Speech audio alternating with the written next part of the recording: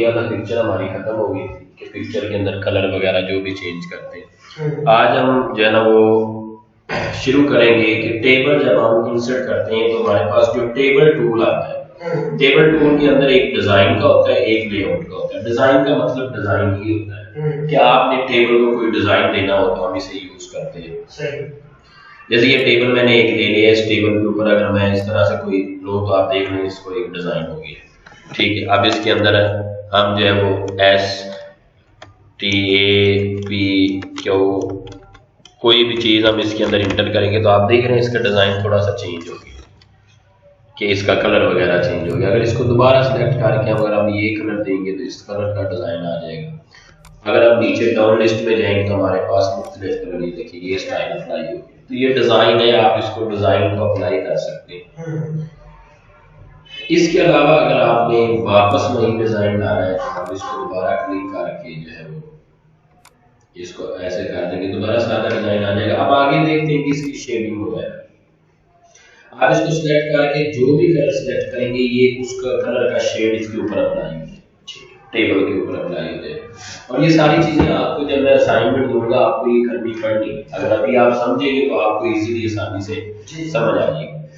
आगे हम देखते हैं कि पेज के जो बॉर्डर होते हैं उनका कलर। आप देखिए ये पेज का बॉर्डर है, इसमें से जो भी हम जो है ना वो बॉर्डर अप्लाई करेंगे तो ये जैसे सिलेक्ट करेंगे तो एक पेंसिल सी हमारे पास आ जाएगी। अब इस पेंसिल को हमने ओके का बटन दबा के लेफ्ट साइड वाला इसको अप्लाई करना है। जिस पे हम अप्लाई करेंगे, अब मैं इसका एक और भी ये भी तरीका है, इसको ऐसे अप्लाई करते हैं तो इसमें अप्लाई नहीं। अब मैं इसको ऊपर वाले को बॉर्डर देना चाहता हूँ तो मैं यहाँ से पकड़ूंगा और इसे यहाँ पे छोड़ूंगा। देखिए जो बॉर्डर मैंने यहाँ से चूज किया था वही बॉर्डर मेरा यहाँ पे अप्लाई हो गया। यहाँ से अगर मैं नीचे ब्लैक बॉर्डर देना चाहता हूँ इसको सिलेक्ट करूंगा, नीचे वाला सिलेक्ट करके मैं इसको ब्लैक बॉर्डर दूंगा, ठीक है। देखिए नीचे ब्लैक, सिर्फ इसका इतना है आपने काम। अब जो आप पेंसिल यूज कर रहे हैं उसकी हाइट विड्थ को कम या ज्यादा करना है ये आप पे डिपेंड करता है। कैसे करेंगे, पहला तो हम लाइन का कलर अपनी मर्जी से यहाँ से चेंज कर सकते हैं।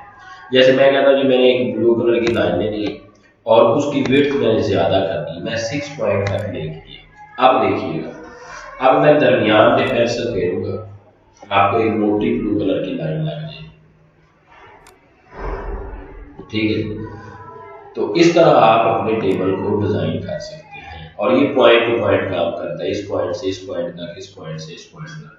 अब मैं यहाँ से लेके जाऊंगा, यहाँ पे अप्लाई करूंगा तो नहीं अप्लाई होगा, जैसे ही लाइन के ऊपर लेके आऊंगा तो वो अप्लाई होगा। हर एक लाइन के ऊपर ये मैंने बॉर्डर के ये सिलेक्ट हो गया।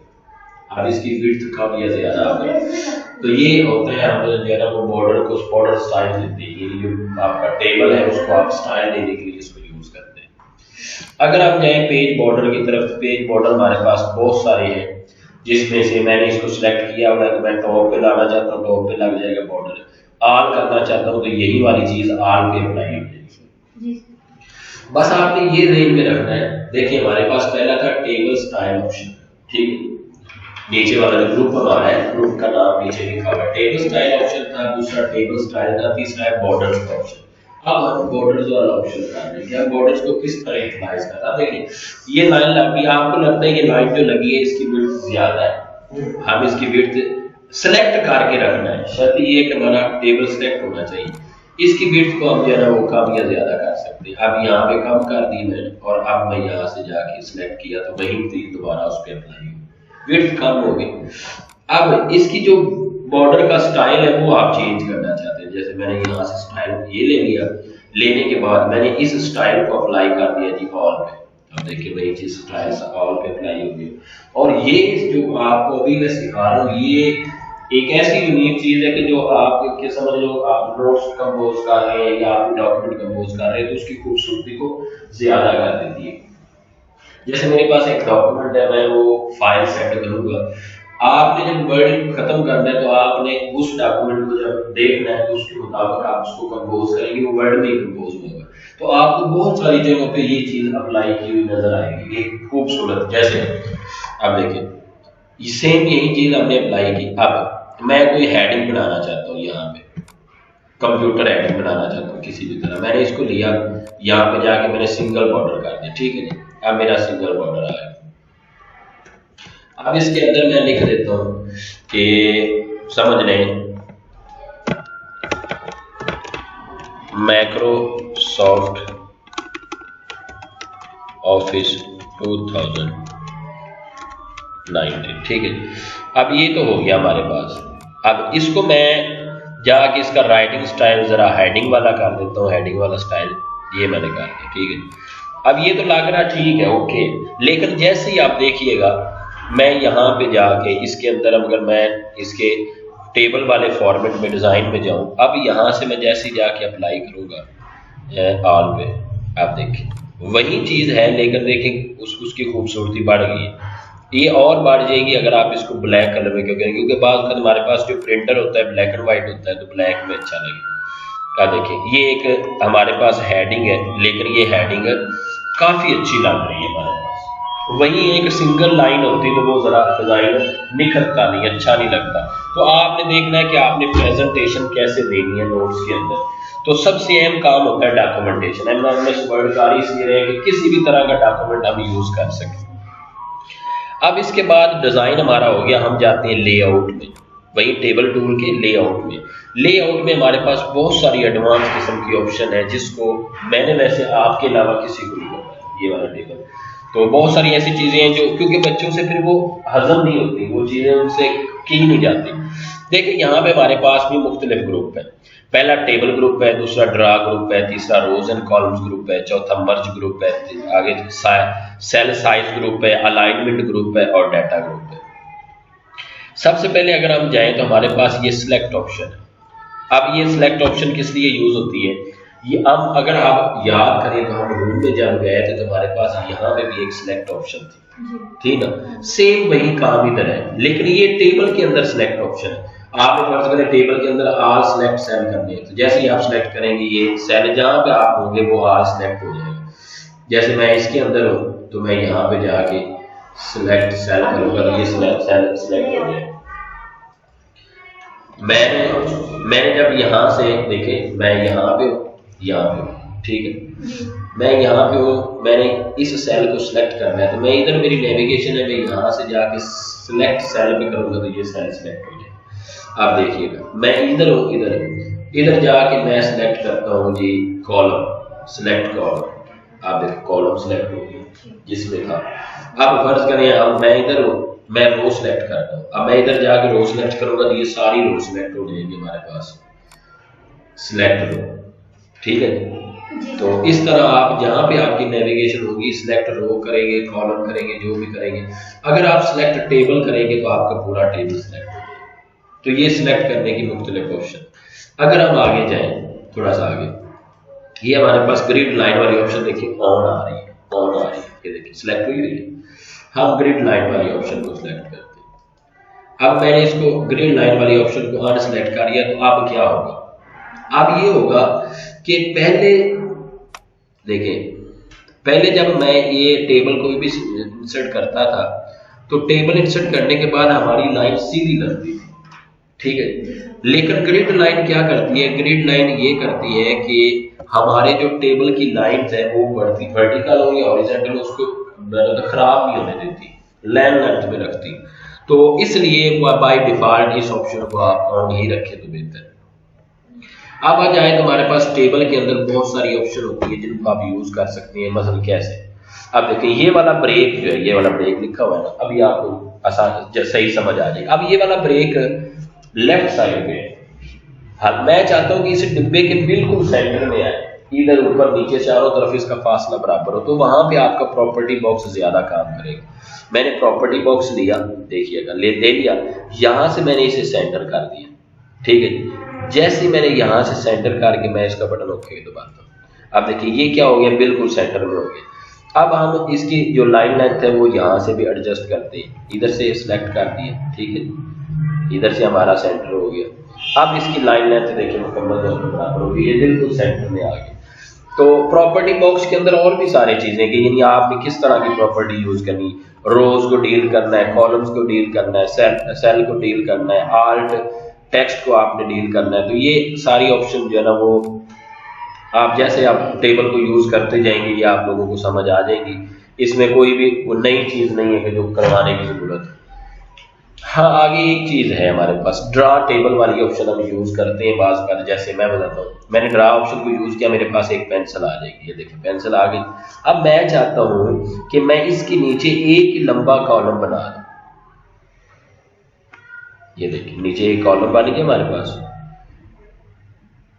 अब मैं चाहता हूँ इसके नीचे एक लाइन से लगा दूं, टेढ़ी लाइन लग गई, ठीक है। तो ड्रा ऑप्शन हमारे पास क्या करती है, वो हमें मुख्तलिफ चीज़ों को ड्रा करने के लिए काम करती है। अब मैं इसके नीचे एक लाइन लगा देता हूँ, ये लाइन लग गई। तो ये लाइन्स को ड्रा करने के लिए आप ड्रा टेबल के तौर पे इसे यूज। अब आपको कोई चीज़ पसंद नहीं है तो रेजर टूल पकड़े और इसके ऊपर क्लिक, सिंगल क्लिक करना है आप। जैसे क्लिक करते जाएंगे ये चीज़ खत्म हो जाएगी, ठीक है।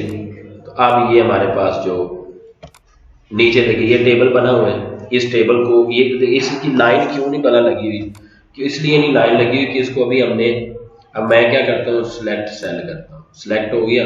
अब इसकी मैं डिज़ाइन में जाके अलाइनमेंट कर देता हूँ, डिज़ाइन में किया, आल बॉर्डर की अलाइनमेंट कर दी, तो अलाइनमेंट आ गई।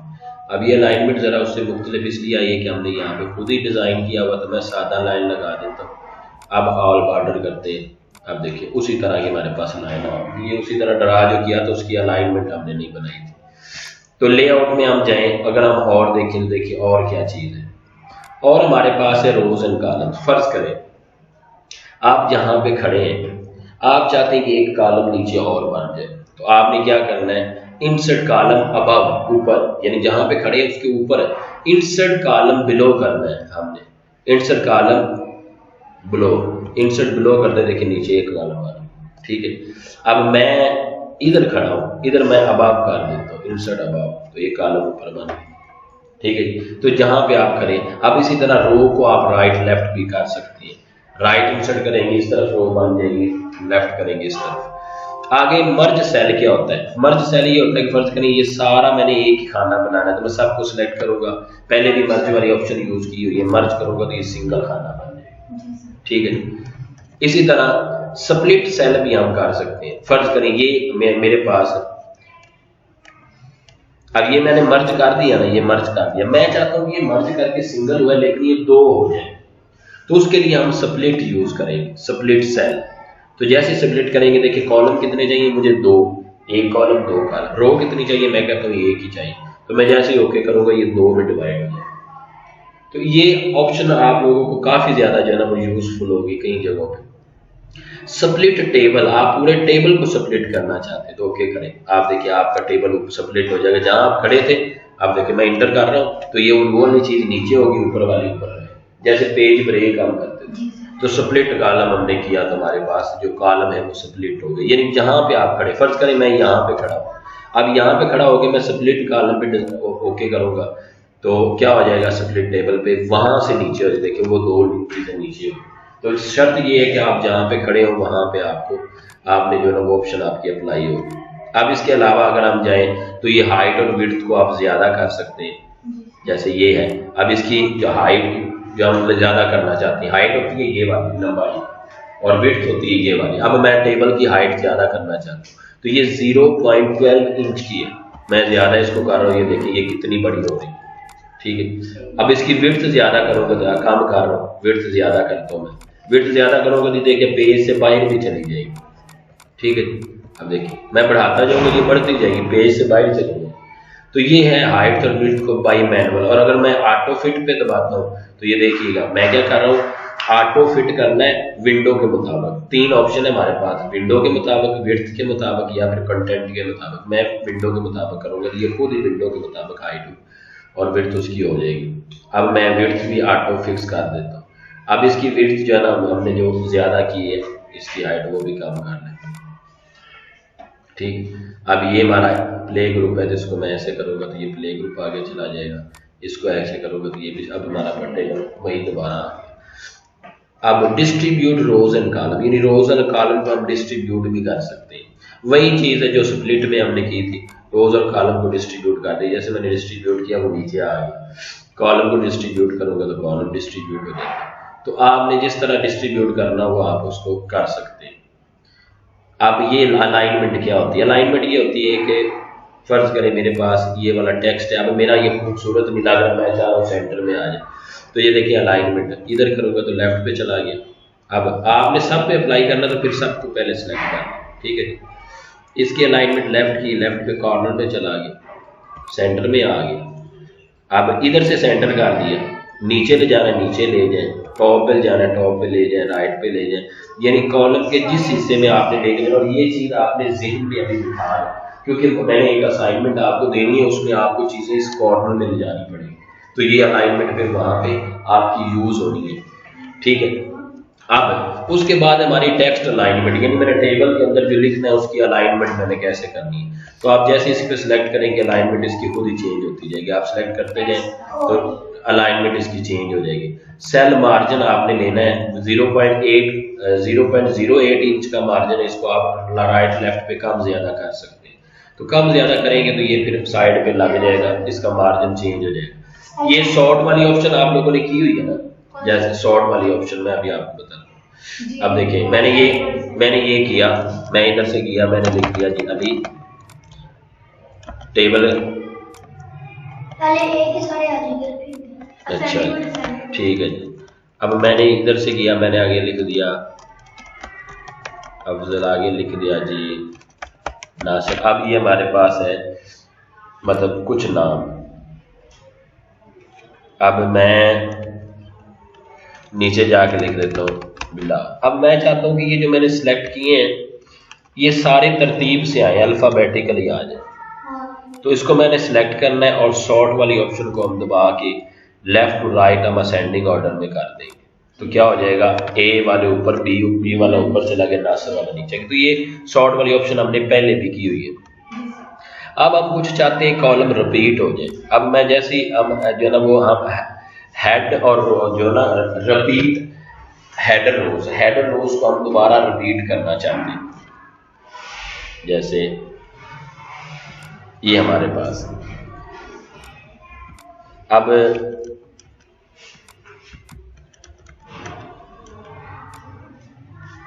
ये हमारा कुछ जो है ना वो टेक्स्ट सही काम नहीं कर रहा, तो इसको हम सिलेक्ट करेंगे, कोई जब असाइनमेंट बनाएंगे तो फिर इसको यूज़ करेंगे। आगे मैं आप लोगों को एक और चीज़ बता देता हूँ जो करने वाले। ये देखिए मैंने ये कर दिया। अब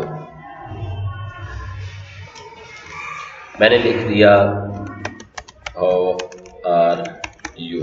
अब इसने क्या किया, हमारे हाउ आर यू ने जो है ना वो काम ख़राब कर दिया कि सारी विड्थ ख़राब की है। तो इसको हम सिलेक्ट करेंगे, कन्वर्ट टू टेक्स्ट कर देंगे, ठीक है ना। अब कन्वर्ट टू टेक्स्ट हमने क्या करना है, टैब्स के साथ या कैसे भी, तो या कन्वर्ट टू टेक्स्ट हो गया। तो अब क्या हो गया, हमारा टेबल जो है वो कन्वर्ट हो गया टेक्स्ट, ठीक है। यानी टेबल खत्म, जो लिखा हुआ था वो खाली टेक्स्ट बन गया। तो बाद में हमारे पास होता है, देखिए जैसे ये नर्सरी प्रेप ग्रुप ये है। अब मैं इसको जैसे सिलेक्ट करूंगा, सिलेक्ट करने के बाद लेआउट में जाके कन्वर्ट टू टेक्स्ट करूंगा, ओके कर दिया।